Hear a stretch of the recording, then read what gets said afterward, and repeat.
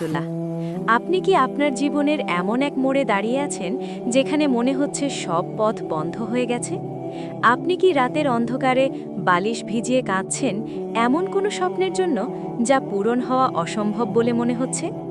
কেউ আপনাকে বুঝছে না, কেউ আপনার পাশে নেই? থামুন, আজকের ভিডিওটি আপনার জন্য। হয়তো আল্লাহ আজ এই ভিডিওটির মাধ্যমেই আপনার উত্তর দিতে চেয়েছেন। আমরা অনেকেই বছরের পর বছর দোয়া করি, কিন্তু বলি, কই আমার দোয়া তো কবুল হয় না।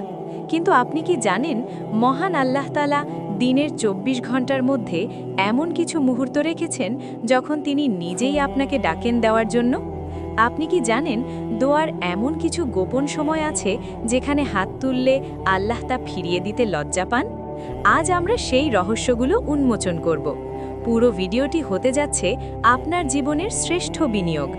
একটি সেকেন্ডও স্কিপ করবেন না, কারণ কোন মুহূর্তটি আপনার হৃদয়ে নাড়া দেবে আপনি জানেন না। ২. প্রথম রহস্য, রাতের সেই নির্জন মুহূর্ত, তাহাজ্জুদ। দোয়া কবুলের সবচেয়ে শক্তিশালী এবং অব্যর্থ সময় হল রাতের শেষ তৃতীয়াংশ, যখন পুরো দুনিয়া গভীর ঘুমে মগ্ন, যখন পাখিরাও নীরব। সেই সময়ে মহাবিশ্বের মালিক প্রথম আসমানে নেমে আসেন। একটি হাদিসের গল্প শুনুন। সহিহ বুখারীর বর্ণনা অনুযায়ী আল্লাহ তাআলা প্রতি রাতের শেষ অংশে দুনিয়ার আকাশে নেমে আসেন এবং ঘোষণা করেন, ১. কে আছো যে আমাকে ডাকবে, আমি তার ডাকে সাড়া দেব। ২. কে আছো যে আমার কাছে কিছু চাইবে, আমি তাকে তা দান করব। ৩. কে আছো যে আমার কাছে ক্ষমা চাইবে, আমি তাকে ক্ষমা করে দেব। কেন এটি সেরা সময়? কল্পনা করুন, আপনি যার কাছে চাচ্ছেন তিনি নিজেই আপনার দরজায় এসে নক করছেন। তাহাজ্জুদের সময় হলো আশেক আর মাশুকের মিলনের সময়। এই সময় কোনো লোক দেখানো ইবাদত থাকে না। আপনার চোখের পানি যখন জায়নামাজে পড়বে আর সে আজিমে, তখন আপনার নাম ধরে আলোচনা হবে। আপনি যদি বড় কোনো বিপদে থাকেন, তবে আজই নিয়ত করুন, আগামীকাল ভোরে সবাই জাগার আগে আপনি আপনার রবের সামনে দাঁড়াবেন। ৩. দ্বিতীয় রহস্য, আজান এবং ইকামতের সন্ধিক্ষণ।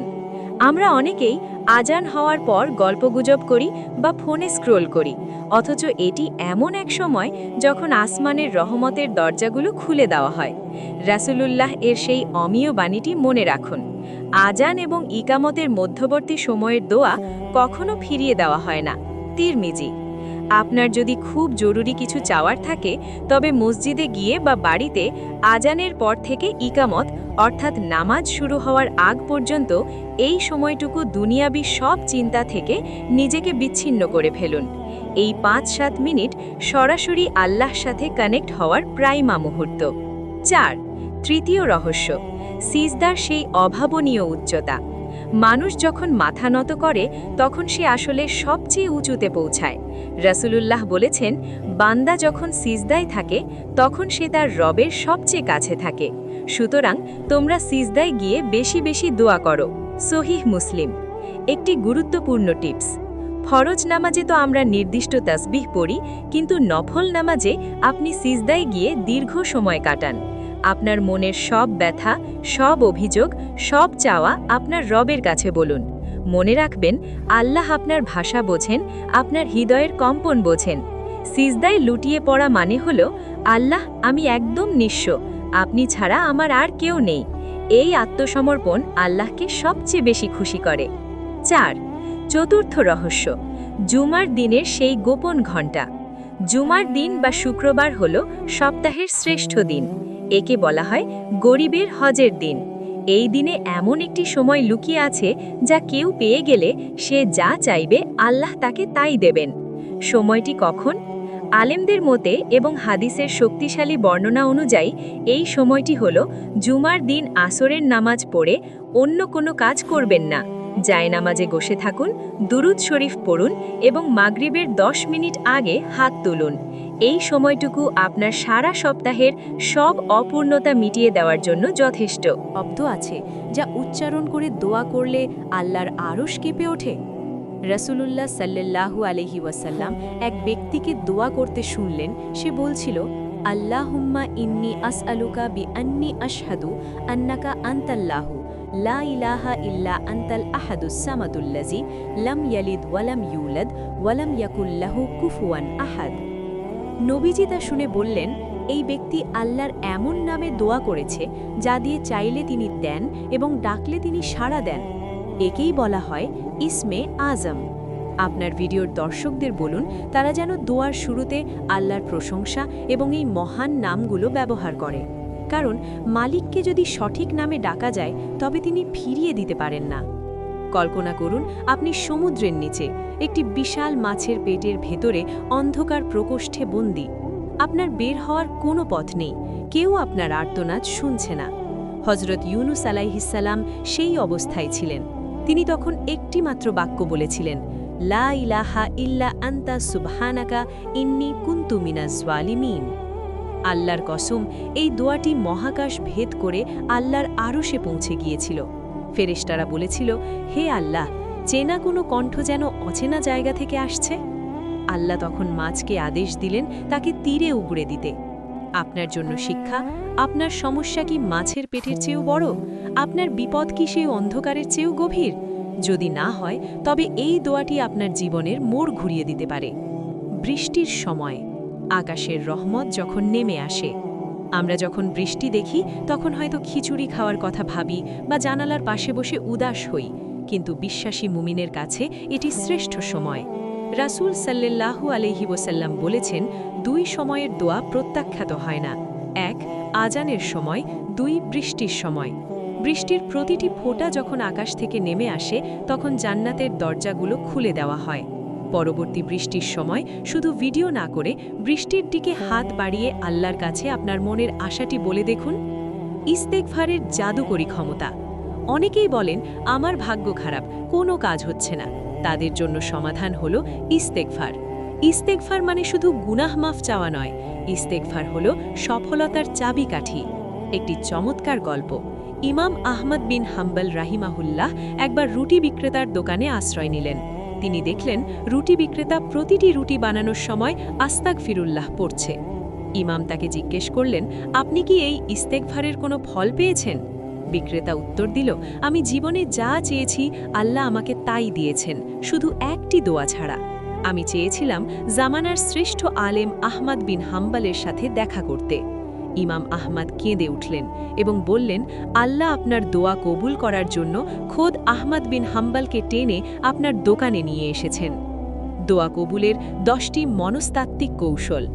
ভিডিওতে এই পয়েন্টগুলো ধীরে ধীরে এবং বুঝিয়ে বলুন। দৃঢ় বিশ্বাস, মনে মনে ভাবুন আল্লাহ এখনই কবুল করছেন। সংশয় নিয়ে দোয়া করবেন না। আল্লাহর গুণগান, সরাসরি কিছু না চেয়ে আগে আল্লাহর প্রশংসা করুন, যেমন আলহামদুলিল্লাহ। দুরুদ পাঠ, দোয়ার শুরুতে এবং শেষে দুরুদ শরীফ পড়ুন, এটি ছাড়া দোয়া আসমানে যায় না। বিনয় ও ক্রন্দন, যদি চোখে পানি না আসে অন্তত এমন চেহারা করুন যেন আপনি অত্যন্ত নিরুপায়। 3 বার বলা। রাসূল সাল্লাল্লাহু আলাইহি ওয়াসাল্লাম যে কোনো গুরুত্বপূর্ণ দোয়ার 3 বার করতেন। কিবলামুখী হওয়া, পবিত্র কাবার দিকে মুখ করে হাত তুললে দোয়ার গুরুত্ব বাড়ে। হালাল রিজিক, আপনার পকেটে হারাম টাকা থাকলে আপনার দোয়া কবুল হওয়া অসম্ভব। গোপনীয়তা, মানুষের কাছে নিজের সমস্যার কথা না বলে নির্জনে আল্লাহর সাথে কথা বলুন। অন্যের জন্য দোয়া করা, আপনি আপনার বন্ধুর জন্য যা চাইবেন ফেরেশতারা আপনার জন্য তাই চাইবে। ধৈর্য ধরা, আমি দোয়া করলাম কিন্তু পেলাম না, এমন কথা বলা থেকে বিরত থাকুন। বন্ধুরা, আপনার বয়স কি বেশি হয়ে গেছে? আপনি কি ভাবছেন আপনার সময় শেষ? তাহলে হজরত জাকারিয়া আলাইহিসসালামের কথা ভাবুন।